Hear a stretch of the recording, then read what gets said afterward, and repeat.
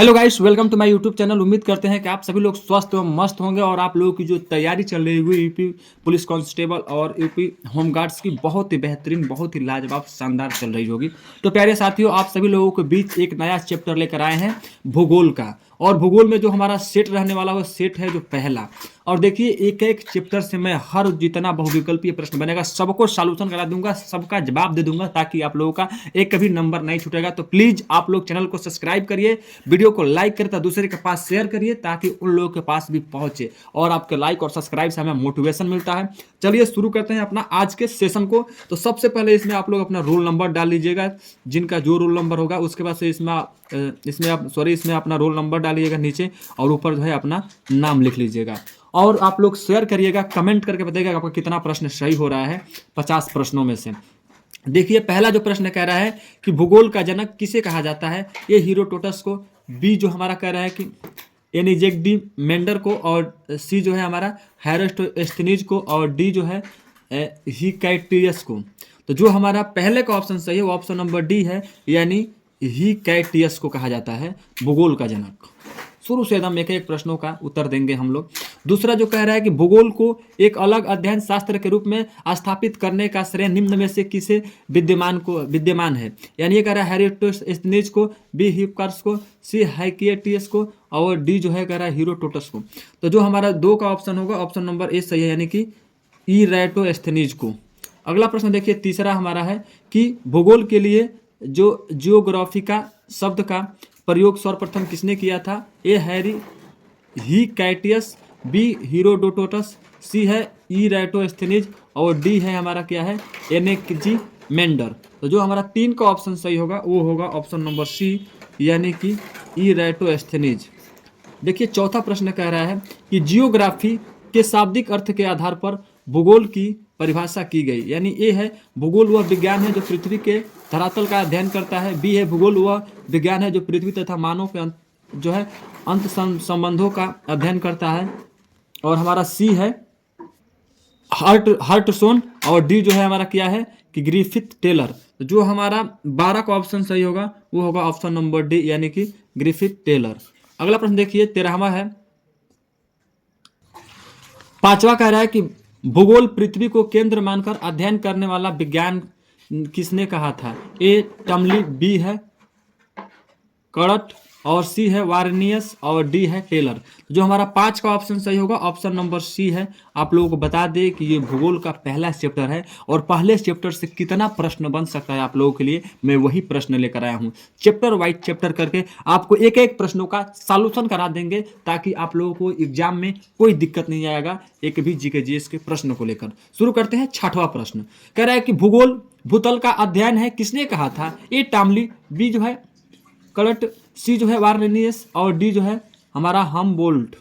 तो जो हमारा 6 का ऑप्शन होगा ऑप्शन नंबर बी होगा, यानी कि देखिए 7वां प्रश्न कह रहा है कि भौगोलिक विचारधाराओं में जो है नवनियमितवाद की विचारधारा का प्रवर्तक कौन था। ए कह रहा है कि फ्रेडरिक रिटलेजेल, बी कह रहा है कि ग्रिफिथ टेलर, सी जो कह रहा है कि फेवर, और डी जो कह रहा है कि बिडल डी द ब्लास।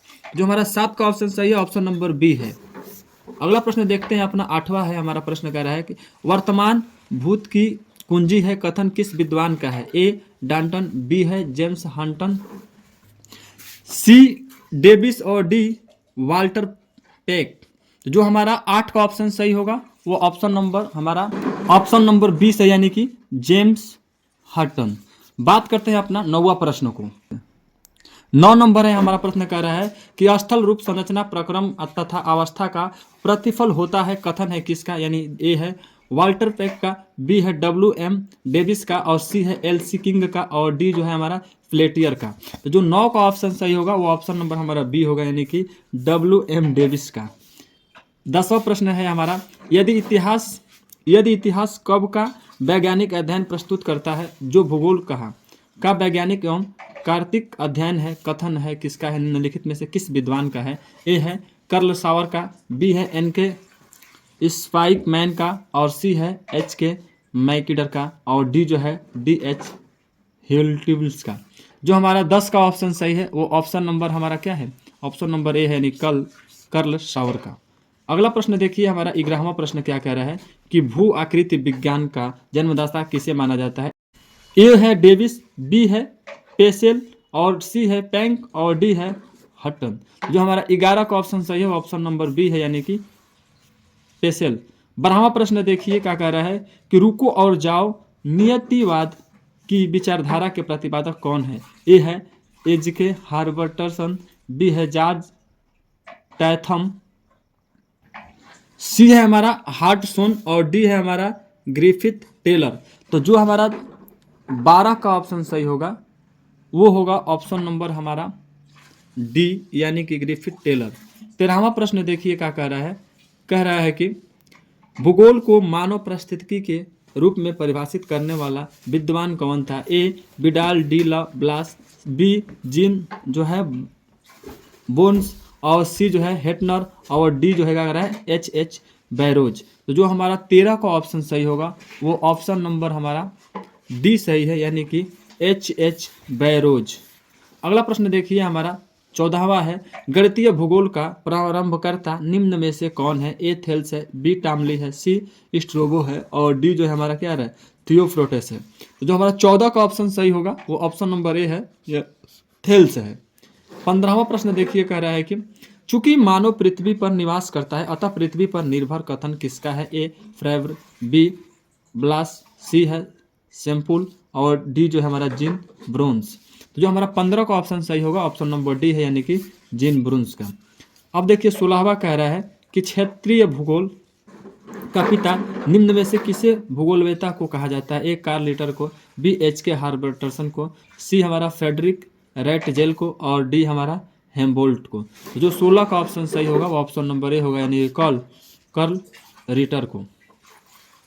प्रश्न संख्या 17 है, मानव भूगोल का संस्थापक निम्न में से किसको कहा जाता था। ए ब्लास को, बी हेम्बोल्ट को, सी कार्ल रिटर को और डी जीन ब्रोन्स को।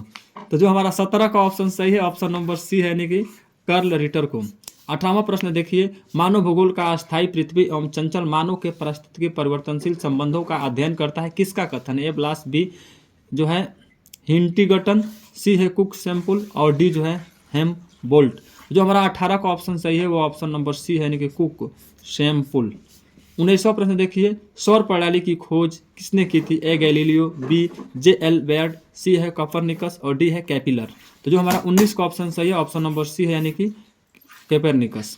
बात करते हैं 20वां प्रश्न देखिए, सूर्य के चारों ओर घूमने वाला खगोलीय पिंड क्या कहलाता है। ए ग्रह, बी उपग्रह, सी क्षुद्र ग्रह और डी है पुच्छल तारा। जो हमारा 20 का ऑप्शन सही होगा ऑप्शन नंबर ए है, यानी कि ग्रह कहलाता है। 21वां प्रश्न देखिए, किस ग्रह के चारों ओर परिक्रमा करने वाले छोटे आकाशीय पिंड को क्या कहते हैं। ए ग्रह, बी उपग्रह, सी क्षुद्र ग्रह और डी सौर तारा। तो जो हमारा 21 का ऑप्शन सही होगा, 21 का जो ऑप्शन सही है ऑप्शन नंबर बी है, यानी कि उपग्रह कहलाता है। चलिए बात करते हैं 22वां। कह रहा है कि सौर मंडल में कुल कितने ग्रहों की गति का नियम किसने प्रतिपादित किया था। A Newton, B Kepler, C Copernicus और डी गैलीलियो। जो हमारा 22 का ऑप्शन सही होगा वो होगा ऑप्शन नंबर हमारा जो है बी, यानी कि कैपिलर। अगला प्रश्न जो है 23वां देखिए, सौरमंडल में कुल कितने ग्रह हैं। ए 8, बी 9, सी 10 और डी 11। जो हमारा 23 का ऑप्शन है ऑप्शन नंबर ए है, यानी कि 8। उसके बाद देखिए 24वां है, कह रहा है प्रश्न हमारा कि सूर्य से बढ़ती दूरी के अनुसार ग्रहों का निम्न में से कौन सा क्रम सही है। यानी ए है बुध कामा शुक्र कामा पृथ्वी कामा मंगल, बी है बुध कामा पृथ्वी कामा मंगल कामा शुक्र और सी है बुध कामा मंगल कामा पृथ्वी कामा शुक्र और डी है बुध कामा मंगल कामा शुक्र कामा पृथ्वी। तो जो हमारा 24 का ऑप्शन सही है वो ऑप्शन नंबर ए है, यानी कि बुध कामा शुक्र कामा पृथ्वी कामा मंगल। चलिए 25वां प्रश्न देखते हैं, कह रहा है कि पृथ्वी से बढ़ती दूरी के अनुसार ग्रहों का निम्न में से कौन सा क्रम सही है। ए है मंगल कामा शुक्र कामा बुध कामा बृहस्पति, बी है शुक्र कामा मंगल कामा बुध कामा बृहस्पति, सी है शुक्र कामा बुध कामा मंगल कामा बृहस्पति कामा बुध और डी जो है हमारा क्या कह रहा है कि मंगल कामा जो है बुध का शुक्र कामा बृहस्पति कामा और बुध। जो हमारा 25 का ऑप्शन सही होगा ऑप्शन नंबर हमारा बी है। इसका जो क्रम होगा क्या होगा शुक्र कामा मंगल कामा बुध कामा और बृहस्पति जो है पृथ्वी से बढ़ती हुई दूरी के अनुसार ग्रहों का क्रम है। अगला प्रश्न देखिए आप लोगों का 26वां कह रहा है कि आकार के अनुसार सौरमंडल में ग्रहों का अवरोही क्रम है। ए कह रहा है कि बृहस्पति, शनि, वरुण, अरुण पृथ्वी शुक्र मंगल एवं बुध। बी है बृहस्पति शनि वरुण अरुण पृथ्वी शुक्र बुध एवं मंगल। सी है बृहस्पति शनि वरुण वरुण पृथ्वी बुध मंगल एवं शुक्र। डी है बृहस्पति शनि अरुण वरुण शुक्र पृथ्वी मंगल एवं बुध। कह रहा है कि आकार के अनुसार बताना है, सौरमंडल में ग्रहों को अवरोही क्रम में सजाना है। जो हमारा 26 का ऑप्शन सही होगा वो ऑप्शन नंबर ए सही है, यानी कि बृहस्पति शनि अरुण वरुण पृथ्वी शुक्र मंगल एवं बुध है। चलिए 27 कह रहा है कि निम्नलिखित में से कौन सौरमंडल का भाग नहीं है? ए क्षुद्र ग्रह, बी धूमकेतु, सी ग्रह और डी निहारिका। तो आप लोगों का निहारिका नहीं है, उत्तर नंबर है डी। चलिए 28वां प्रश्न कहते हैं कि तारामंडल क्या है? ए पृथ्वी से समदूरस्थ तारों की आकाश में एक विशेष आकृति है। बी ऐसे तारों की आकाश में एक विशेष आकृति जो पृथ्वी के समदूरस्थ नहीं हो सकता है। यही आप लोगों का ऑप्शन सही है, ऑप्शन नंबर बी। नीचे आप लोग ये पढ़ लीजिएगा। 29वां देखिए, कह रहा है कि अंतरिक्ष में कुल कितने तारामंडल हैं? ए 87, बी 88, सी 89 और डी 90। तो जो हमारा 29 का ऑप्शन सही होगा भाई वो होगा ऑप्शन नंबर हमारा सी, यानी कि 89 है। अगला प्रश्न देखिए 30वां कह रहा है निक्स ने ओलंपिया जो है कोलंबस पर्वत किस ग्रह पर स्थित है? ए बुध, बी शुक्र, सी पृथ्वी और डी मंगल। जो हमारा 30 का ऑप्शन होगा ऑप्शन नंबर डी है, यानी कि मंगल। 31वां प्रश्न देखिए, कह रहा है कि पार्थिव ग्रहों की संख्या कितनी है? ए 3, बी 4, सी 5 और डी 6। जो हमारा 31 का ऑप्शन सही होगा वो होगा ऑप्शन नंबर बी, यानी कि 4 है। चलिए 32वां प्रश्न देखते हैं, निम्नलिखित में से कौन एक जो है पार्थिव ग्रह नहीं है? ए बुध, बी शुक्र, सी मंगल और डी शनि। तो जो हमारा 32 का ऑप्शन सही है ऑप्शन नंबर डी है, यानी कि शनि। 33वां प्रश्न देखिए, बाह्य ग्रह या बृहस्पति ग्रहों की संख्या कितनी है? ए 6, बी 5, सी 6 और जो हमारा डी है वो 3। तो जो हमारा 33 का ऑप्शन सही है ऑप्शन नंबर सी है, यानी कि 4 है। 34वां प्रश्न देखिए, कह रहा है कि बृहस्पति शायद ग्रहों में सम्मिलित नहीं है। ए शनि, बी वरुण, सी वरुण, डी मंगल। जो हमारा 34 का ऑप्शन सही है ऑप्शन नंबर डी है, यानी कि मंगल। 35वां है, देखिए कह रहा है कि निम्नलिखित में से किन दो ग्रहों को छोड़कर शेष सभी ग्रह सूर्य के चारों ओर जो है बर्मावार घूमते रहते हैं? तो ए बुध और शुक्र, बी पृथ्वी और शुक्र, सी वरुण और वरुण, डी जो है शुक्र और आरूढ़। जो हमारा 35 का ऑप्शन सही है ऑप्शन नंबर डी है, यानी कि शुक्र और वरुण जो ग्रह है क्या करते हैं कि वामावार्त घूमते रहते हैं। 36 देखिए कह रहा है कि सौरमंडल का जन्मदाता किसे कहा जाता है? ए सूर्य को, बी पृथ्वी को, सी बृहस्पति को, डी शनि को। जो हमारा 36 का ऑप्शन सही है ऑप्शन नंबर ए है, यानी कि सूर्य को कहा जाता है। 37वां प्रश्न देखिए, ब्रह्मांड में विस्फोटित तारा कहलाती है? ए धूमकेतु, बी उल्का, सी लुब्धक और डी है अभिनव तारा। जो हमारा 37 का ऑप्शन सही होगा ऑप्शन नंबर डी होगा, यानी कि अभिनव तारा। अगला प्रश्न देखिए 38वां कह रहा है, वैज्ञानिक जिन्होंने सर्वप्रथम खोज की पृथ्वी सूर्य के चारों ओर घूमती थी है? A Newton, B Dalton, C Copernicus और डी है आइंस्टीन। जो हमारा 38 का ऑप्शन सही है वो ऑप्शन नंबर सी है, यानी कि कॉपरनिकस ने। चलिए 39वां प्रश्न देखते हैं, निम्नलिखित में से कौन सा ग्रह नहीं है जिसे प्राचीन भारतीय ग्रह मानते थे? ए सूर्य, बी मंगल, सी शुक्र और डी शनि। तो जो हमारा 39 का ऑप्शन सही होगा ऑप्शन नंबर ए होगा, यानी कि सूर्य। 40वां देखिए, कह रहा है कि सूर्य के संगठन में सहायक गैस है? ए ऑक्सीजन और CO2, बी है हीलियम और ऑक्सीजन, सी है हीलियम और नाइट्रोजन और डी है हाइड्रोजन और हीलियम। जो 40 का ऑप्शन सही है वो ऑप्शन नंबर हमारा डी सही है, हाइड्रोजन और हीलियम। अगला प्रश्न देखिए 41वां है, सूर्य के मध्य भाग को क्या कहा जाता है? ए समताप मंडल, बी प्रकाश मंडल, सी वर्णमंडल और डी स्थल मंडल। तो 41 का जो हमारा ऑप्शन सही है ऑप्शन नंबर बी है, प्रकाश मंडल कहा जाता है। अगला प्रश्न देखिए 42वां, सूर्य के ऊपर के भाग को क्या कहा जाता है? ए अधोमंडल, बी प्रकाश मंडल, सी वर्णमंडल और डी समताप मंडल। जो 42 का ऑप्शन सही होगा ऑप्शन नंबर सी होगा, यानी कि जो है वर्णमंडल कहते हैं। 43वां देखिए, सूर्य सदैव पूर्व में निकलता है क्योंकि? ए पृथ्वी पश्चिम से पूर्व की ओर घूमती है, बी पृथ्वी पूर्व से पश्चिम की ओर घूमती है, सी इनमें से सभी और जो है सी जो है ये कह रहा है कि यह पूर्व में स्थित है और डी है इनमें से सभी। तो जो हमारा 43 का ऑप्शन सही है ऑप्शन नंबर ए है, यानी कि पृथ्वी जो है पूर्व से पश्चिम की ओर घूमती है। ये ऑप्शन नहीं होगा, ऑप्शन नंबर जो हमारा होगा 43 का वो ए होगा, यानी पृथ्वी जो है हमारा पश्चिम से क्या करती है? पूर्व की ओर घूमती है। ये ऑप्शन हमारा करेक्ट होगा। बात करते हैं 44वां।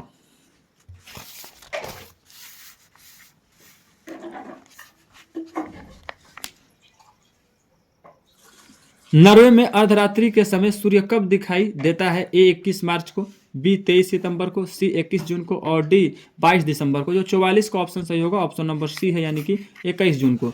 45वां प्रश्न देखिए, एक ग्रह की अपने कक्ष में सूर्य से अधिकतम दूरी को क्या कहा जाता है? ए उपसौर, बी ऑफसौर, सी ओपोजी और डी जो है पेरिजी।